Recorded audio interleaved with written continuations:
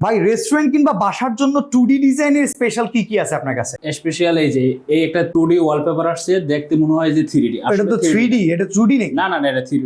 এটা 3D হবে কেন? এটা 2D।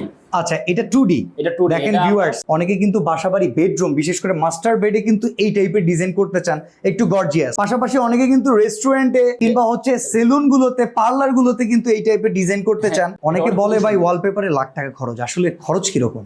10 থেকে 12,000। 10 থেকে 12,000 প্রতি ওয়ালে?